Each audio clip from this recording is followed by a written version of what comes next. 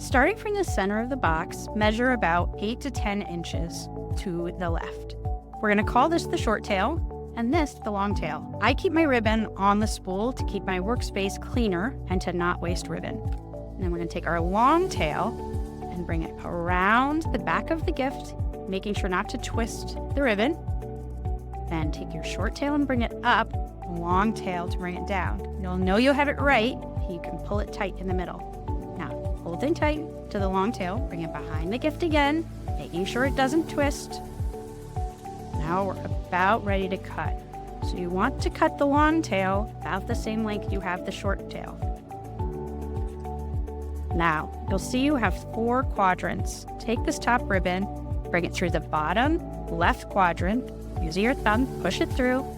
You'll be able to grab it quite easily. Now, hold this tight here.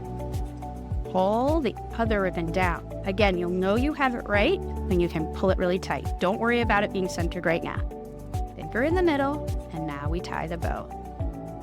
Make a loop at the bottom one. And here's what's different than tying your shoes.